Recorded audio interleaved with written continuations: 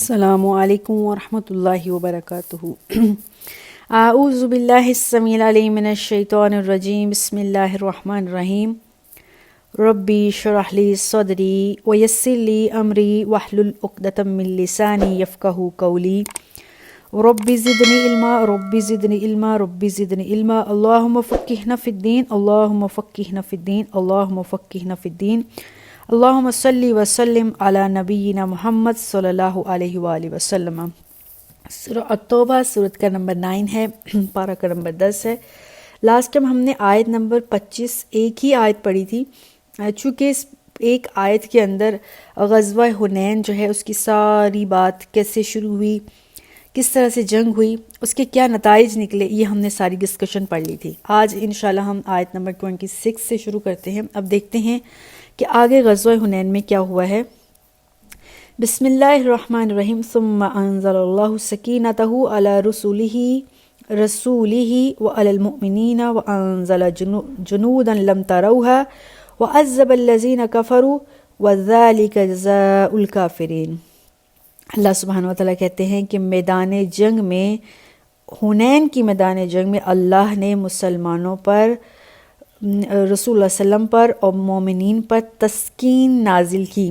وہ تسکین کیا تھی؟ اللہ نے ان کے اوپر اونگ بھیج دی تھی، نیند، چھوٹا سا جس کو ہم نیپ کہتے ہیں۔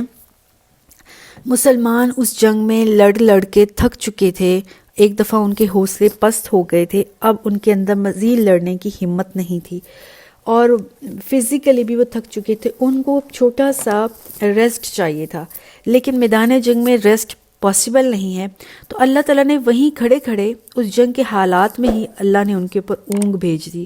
اس اونگ کا نتیجہ یہ ہوا وہ تازہ دم ہو گئے۔ وَأَنزَلَ جُنُودًا لَمْ تَرَوْهَا، اللہ تعالیٰ نے آسمان سے فرشتوں کا لشکر بھیجا جس کو مسلمان عام انسان اپنی آنکھوں سے نہیں دیکھ سکتا تھا، لیکن کافر اس کو دیکھ پائے، اور کافر دیکھ کر مرعوب ہو گئے، ان کے اوپر رعب طاری ہو گیا۔ وَعَذَّبَ الَّذِينَ كَفَرُوا، اب اللہ تعالیٰ نے کافروں کو سزا دی۔ ذَلِكَ جَزَاءُ الْكَافِرِينَ، اور یہی کافروں کا بدلہ ہے۔ کیا سزا دی؟ کہ وہ ہار گئے، مسلمان جیت گئے، مسلمانوں کو فتح مل گئی۔ ثم یتوب اللہ من بعد ذلک علی من یشاء، پھر اللہ جس کو چاہے اللہ اس کی توبہ قبول کر لیتا ہے، اور پھر اللہ کیا ہے؟ واللہ غفور الرحیم، اللہ تعالیٰ درگزر کرنے والا اور رحم کرنے والا ہے۔ یہ جو آیت ہے، آیت نمبر 27، اس میں جو اشارہ ہے نا، اللہ تعالیٰ توبہ قبول کرتا ہے جس کی چاہتا ہے، یہ اشارہ ہے ان مجاہدین کی طرف جو کہ میدان جہاد سے بھاگ نکلے تھے، چلے گئے تھے، اور بعد میں پھر ان کو احساس ہوا کہ ان سے بہت بڑی غلطی ہو گئی ہے، تو اللہ سبحانہ وتعالیٰ سے انہوں نے توبہ کی، اپنی اس غلطی کی، تو اللہ سبحانہ وتعالیٰ نے ان کو معاف کر دیا۔ اس کے علاوہ جو ہے ہم دیکھتے ہیں کہ جب جنگ کا یہ انجام ہو گیا کہ سارے مکہ والے بھی مسلمان ہو گئے ہیں، سارے تو نہیں ہوئے لیکن مکہ کے بیشتر لوگ مسلمان ہو گئے ہیں، اور مکہ کے ارد گرد جتنے بھی قبائل ہیں وہ بھی مسلمان ہو گئے ہیں، اور اب ثقیف اور یہ جو حوازن کے قبیلے ہیں جو اپنے آپ کو بہت بہادر سمجھتے تھے، اور اب یہ ان کو فخر تھا اپنے اوپر کہ کوئی ان کے مقابل نہیں آ سکتا، یہ بھی جنگ ہار چکے ہیں، ان کے اوپر بھی اسلام کا غلبہ آ گیا ہے، تو اس کا نتیجہ کیا ہوا کہ ان قبائل میں سے بہت سے لوگوں نے اسلام قبول کر لیا۔ اب 2 مہینے جب گزر گئے ہیں تو یہ قبائل، اللہ کے نبی ابھی مکہ ہی میں مقیم ہیں، مکہ سے بھی رخصت نہیں ہوئے مدینہ کی طرف، تو ان قبائل میں سے کچھ لوگ اللہ کے نبی کے پاس حاضر ہوئے اور آپ صلی اللہ علیہ وسلم سے درخواست کی کہ ہم لوگ سب کچھ لے کر آ گئے تھے اپنے گھر سے، اپنی ساری مال و دولت، اپنی اولاد، اپنی بیویاں، تو گھر پہ ہم جب گئے ہیں تو پسپا ہو کے ہمارے پاس کچھ بھی پیچھے نہیں ہے، ہمیں ہمارے مال بھی دے دیجیے، ہماری بیوی بچے یعنی لونڈیاں اور غلام بھی آزاد کر دیجیے۔ تو اب جو ہے صحابہ کرام سے اللہ کے نبی نے مشورہ کیا، دیکھا تو اللہ کے نبی وہ جو مال غنیمت کا مال تھا وہ تقسیم کر چکے تھے۔ اب ظاہر اللہ کے نبی مجاہدین میں وہ مال تقسیم کر چکے ہیں، ان سے واپس نہیں لیا جا سکتا تھا، تو آپ نے اس وفد سے کہا کہ تم نے بہت دیر کر دی ہے، میں تمہارا انتظار کرتا رہا، جب تم لوگ نہیں آئے تو میں نے سب کچھ تقسیم کر دیا۔ اللہ کے نبی کو اس بات کا اندازہ تھا کہ وہ لوگ سب کچھ میدان جنگ میں چھوڑ گئے ہیں تو ضرور واپس آئیں گے، یا تو اسلام قبول کرنے کے لیے آئیں گے یا وہ اپنا مال لینے کے لیے آئیں گے۔ تو اب وہ اپنا مال جب لینے کے لیے آئے ہیں تو اللہ کے نبی نے کہا اب مال تو میں سارا تقسیم کر چکا ہوں، اب تمہارے پاس دو آپشن ہیں، یا تو اپنا مال لے لو یا اپنے لونڈیاں اور غلام لے لو۔ تو ان لوگوں نے لونڈیاں اور غلام لینے کو ترجیح دیا، چنانچہ رسول اللہ صلی اللہ علیہ وسلم نے باقی مجاہدین اور صحابہ کو حکم دیا ان کے لونڈیاں اور غلام بحفاظت ان کو واپس کر دی جائے، اور ان کے لونڈیاں اور غلام سارے کے سارے اللہ کے نبی نے ان کو واپس کر دیے۔ یہ ایک بہت بڑا جو ہے دل اور گردے کا کام ہے، اور یہ بہت بڑی اللہ کے نبی نے مثال قائم کی ہے دنیا میں کہ جیتی ہوئی جنگ میں کسی کے مالوں کو یا ان کے جیتے ہوئے لونڈیاں اور غلاموں کو واپس کرنا، اور اس کا اثر بھی ان قبائل پر بہت اچھا پڑا۔ انہوں نے اپنی رضامندی سے، پوری رغبت، دل کی رغبت سے اسلام کو قبول کیا۔ اچھا، یہاں تک ہم نے جو دیکھا ہے یہ غزوہ حنین کے اسباب، اس کے نتائج اور اس کے باقی جو اثرات ہوئے ہیں امت مسلمہ پر، مکہ اور اس کے ارد گرد کے لوگوں پر، وہ آیت نمبر ہم نے 27 تک الحمدللہ دیکھا ہے۔ آگے ہم آیت نمبر 28 جو پڑھنے جا رہے ہیں، اس میں ذرا ڈیفرنٹ سبجیکٹ اور ٹاپک کے اوپر بات ہوگی۔ بسم اللہ الرحمن الرحیم۔ آیت نمبر 28 ہے، یا ایھا الذین آمنوا انما المشرکون نجس، اے ایمان والو مشرک ناپاک لوگ ہیں، فلا تقربوا المسجد الحرام، ان کو مسجد حرام کے قریب مت آنے دو۔ یا ایھا الذین آمنوا انما المشرکون نجس فلا تقربوا المسجد الحرام بعد عامہم ھذا، اس سال کے بعد مشرکوں کو مسجد حرام کے قریب بھٹکنے بھی مت دینا۔ فَإِنْ خِفْتُمْ عِیلَةً، اگر تمہیں غریب ہونے کا، مفلس ہونے کا ڈر ہے، فَسَوْفَ يُغْنِيكُمُ اللَّهُ مِنْ فَضْلِهِ، اللہ اپنے فضل سے تمہیں غنی کر دے گا، امیر کر دے گا۔ إِنَّ اللَّهَ عَلِيمٌ حَکِيمٌ، اللہ تعالیٰ ہر چیز کو باریکی سے دیکھنے والا ہے، جاننے والا ہے اور حکمت والا ہے۔ اس آیت میں جو ہے وہ ایک خاص ٹاپک کی طرف اشارہ کیا ہے، وہ ہے فنانس، وہ ہے مال، وہ ہے اکانومی، معاشیت۔ تو اس آیت جب یہ نازل ہوئی تھی، آیت شروع میں ہم نے دیکھا ہے کہ اللہ تعالیٰ نے کہا ہے کہ کافروں سے اپنے تعلقات توڑ دو، اس پارے کے شروع میں، اور کافروں کو بیت اللہ سے نکال دو، اور کافروں سے خانہ کعبہ کی تولیت کو چھین لو۔ تو بہت سے لوگ جو ہے ان کے ذہنوں میں آیا کہ ابھی تک جو ہے کافر جو ہے ان کا خانہ کعبہ کے اوپر عزاداری تھی، اور مکہ جو ہے وہ مقام ہے جو کہ تجارتی مرکز ہے، اور ساری کے سارے تجارت جو ہے وہ مشرکینہ مکہ کے ہاتھ میں ہے۔ لہٰذا مکہ اور اس کے آس پاس رہنے والے جتنے بھی نیو مسلم لوگ تھے، ان کو یہ خطرہ لاحق ہوا کہ اب ان کی ضروریات زندگی کیسے پوری ہوں گی، ان کے روزگار کے جو ذرائع ہیں وہ کہیں متاثر نہ ہو جائیں۔ تو اللہ سبحانہ وتعالیٰ نے مسلمانوں کو تسلی دی ہے، ان کا یہ جو خدشہ اور خوف تھا اس کا مداوع کیا ہے، اور اللہ نے کہا ہے کہ مسلمانوں پریشان نہ ہو، اگر کافر تم سے تجارت چھین لیں گے یا کافر یہاں سے چلے جائیں گے تو تمہارے جو تجارتی مراکز ہیں یا معیشت ہے اس سے تمہیں ہاتھ نہیں دھونا پڑے گا، اللہ تعالیٰ تمہیں اس سے بڑھ کر معیشت دے گا، تجارت دے گا۔ اور اللہ تعالیٰ پہلے تمہارے اوپر جو ہے وہ کافر حکم چلاتا تھا، ان کے ہاتھ میں باغ دوڑ تھی، تمہیں ان کے انڈر رہ کے کام کرنا پڑتا تھا۔ اب مسلمانوں تمہیں ساری کے ساری معیشت کا میدان خود سنبھالنا ہوگا، جس میں اللہ تعالیٰ تمہیں برکت بھی دے گا، اللہ تعالیٰ تمہیں غنی بھی کر دے گا۔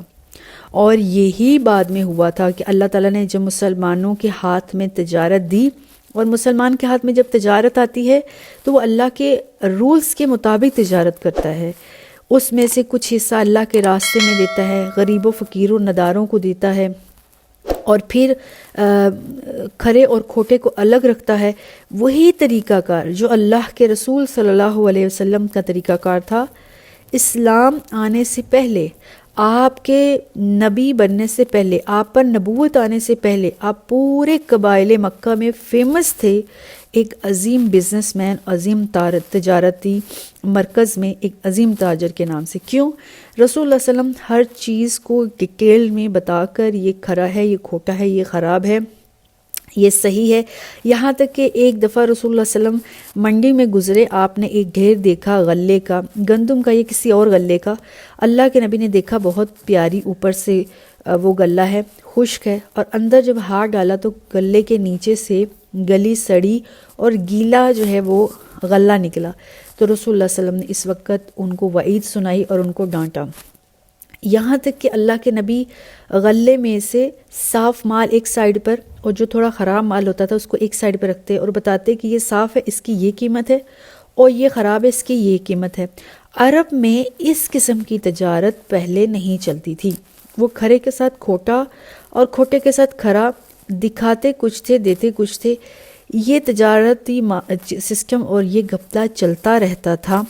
جب اللہ کے نبی نے یہ سسٹم شروع کیا تو ہر بندہ آپ صلی اللہ علیہ وسلم سے تجارت کروانا چاہتا تھا کہ آپ کی تجارت میں ایک تو برکت تھی، اور دوسرا اللہ کے نبی ہر چیز کو کلیئر کٹ کر کے دیتے تھے تاکہ کسی کی دل آزاری نہ ہو، کسی کو نقصان نہ ہو، اور دونوں پارٹیز کا فائدہ ہو.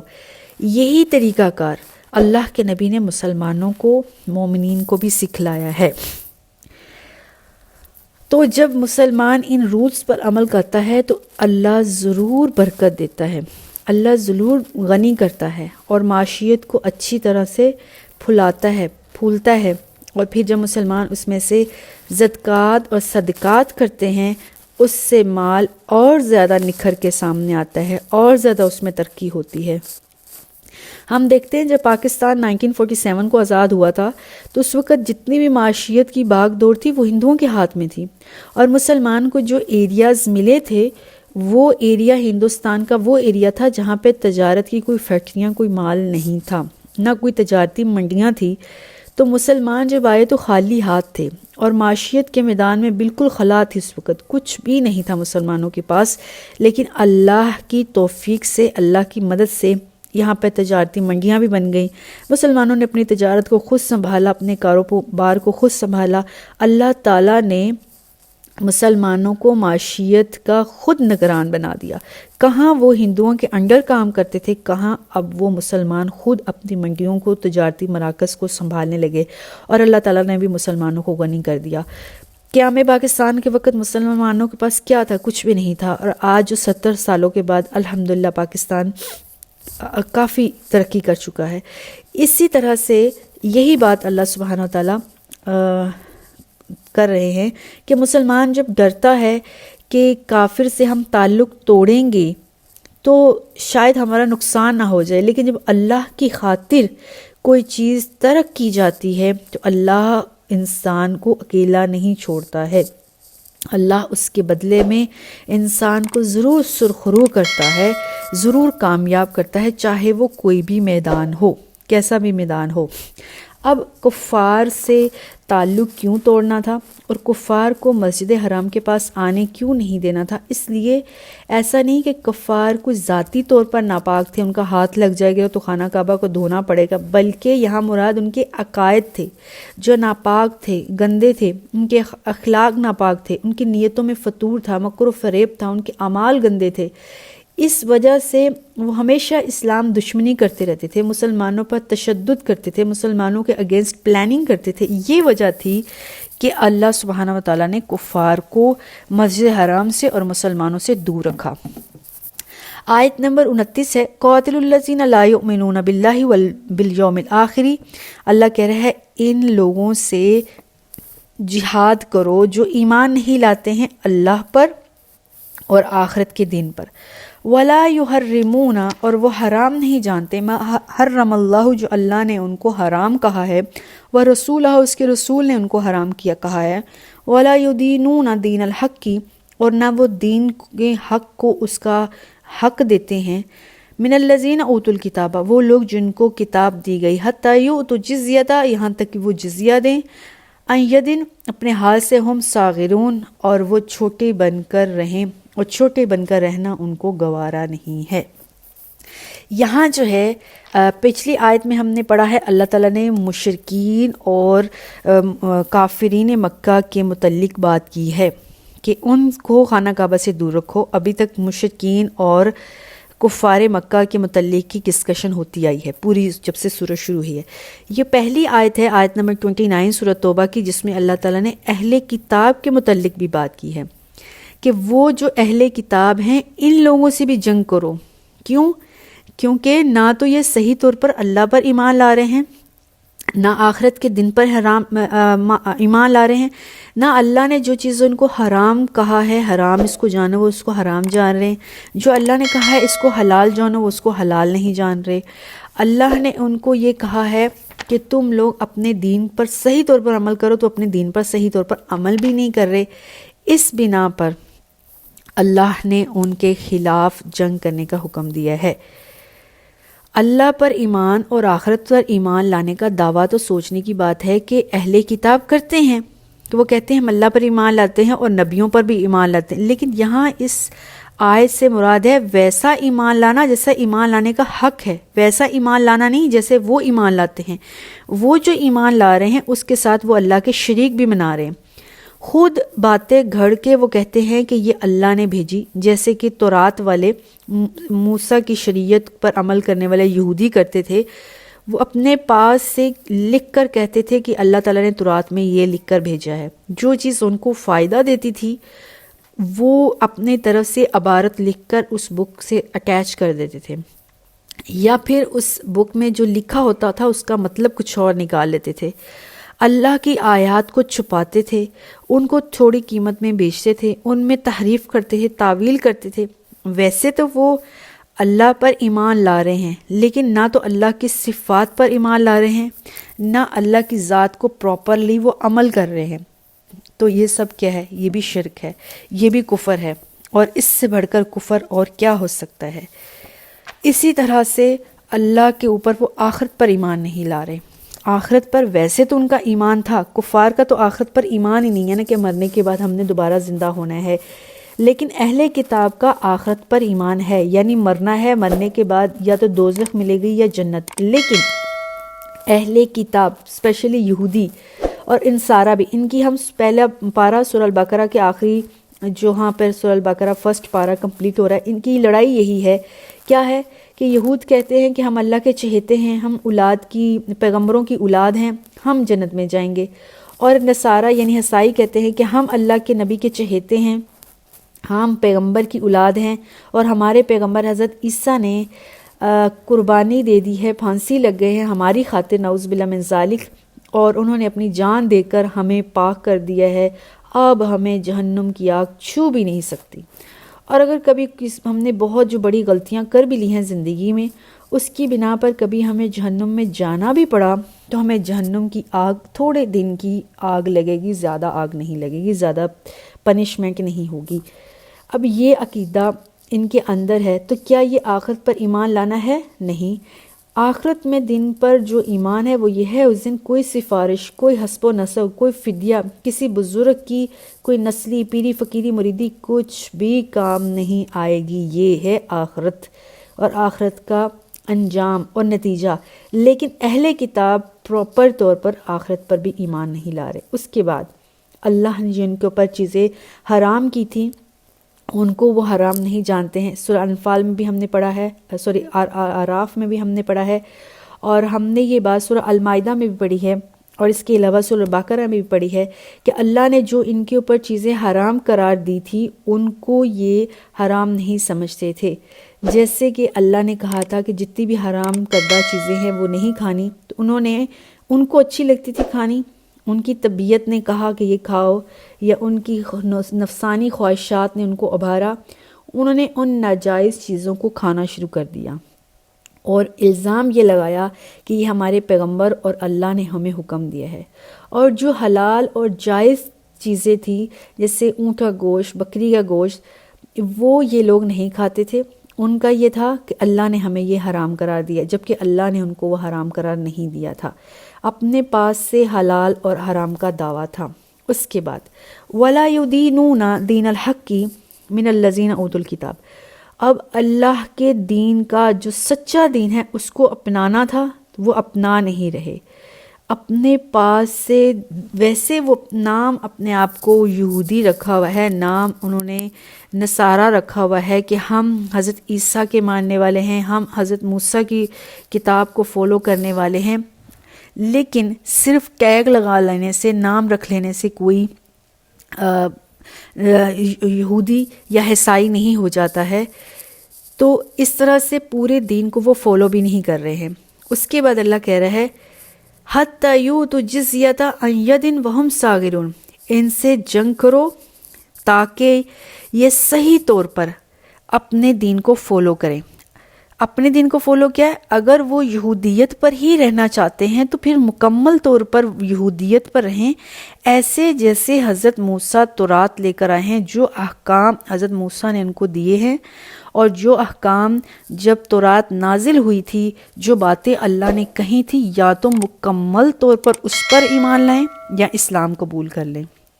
اگر یہ دونوں راہیں اختیار نہیں کرتے ہیں اور پھر مسلمانوں کے اگینسٹ آتے ہیں، اسلام کے اگینسٹ چالے چلتے ہیں، تو پھر اے نبی، صحابہ، ان کے ساتھ جنگ کرو، جہاد کرو، یہاں تک کہ ان کی عقل ٹھکانے آ جائے۔ اور اگر یہ آپ لوگوں کے خلاف جنگ نہیں کرتے ہیں اور آپ کے خلاف چالے نہیں چلتے ہیں اور یہ کہتے ہیں کہ ہم آپ کے ساتھ صلح و صفائی سے رہنا چاہتے ہیں، تو ان سے صلح و صفائی سے بھی رہ لو، مگر ان کو جزیہ دے کر رہنا پڑے گا۔ اور اس کی بہت سی مثالیں ہیں۔ رسول اللہ صلی اللہ علیہ وسلم کو بہت سی قومیں جزیہ دے کر، جو غیر مسلم تھی، رہا کرتی تھیں۔ رسول اللہ صلی اللہ علیہ وسلم کی زندگی میں مجوس جو ہے وہ جزیہ دیا کرتے تھے۔ اس سے پتہ چلتا ہے کہ ہر مذہب کے غیر مسلم لوگوں سے جزیہ لیا جا سکتا ہے۔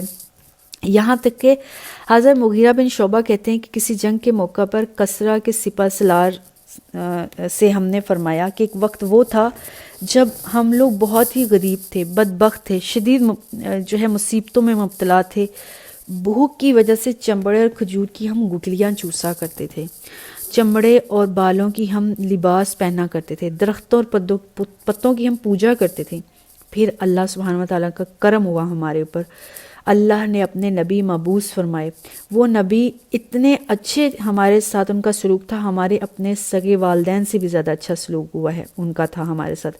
ہمارے نبی، ہمارے پیغمبر نے ہمیں حکم دیا ہے کہ تم سے جنگ کریں، تم ایک اللہ کی عبادت کرو۔ جب حضرت مغیرہ بن شعبہ کسریٰ کی طرف گئے ہیں نا، شاہ کسریٰ کی طرف، تو ان کو یہ خطاب کیا ہے کہ ہم وہ لوگ تھے جو بھوکے ننگے تھے، درختوں کی پوجا کرتے تھے، نہ کھانے کو مال تھا، دوسروں کی غلامی میں رہا کرتے تھے، لیکن اللہ نے اپنے نبی مبعوث کیے، ان کے مبعوث ہونے کی وجہ سے ہم نے اسلام قبول کیا، تو اللہ نے ہمیں فتوحات دی ہیں، اللہ نے ہماری شان بڑھا دی ہے، اس دنیا میں بھی ہماری عزت بڑھ گئی ہے، عرش پہ بھی ہماری عزت بڑھ گئی ہے۔ تو وہ عزت کیوں بڑھی ہے؟ کیونکہ ہم ایک اکیلے اللہ کی عبادت کرتے ہیں، اس کے علاوہ کسی اور کو الہ نہیں مانتے ہیں، کسی اور کو کارساز مددگار نہیں مانتے ہیں، اور آخرت پر بھی ویسا یقین رکھتے ہیں جیسے اللہ کے نبی نے ہمیں یقین کرنے کا حکم دیا ہے، یعنی آخرت میں بھی ہمارا معاملہ اللہ کے سپرد ہے۔ یا تو یہ چیز ایکسیپٹ کر لو، اسلام لے آؤ، یا پھر جزیہ دے دو۔ اور اگر تم نے اللہ کے نبی کی پیغام پر عمل کر لیا، یعنی اسلام لے آئے، تو پھر اللہ کی نعمتیں تمہارے لیے اس دنیا میں بھی کھل جائیں گی اور آخرت میں بھی کھل جائیں گی۔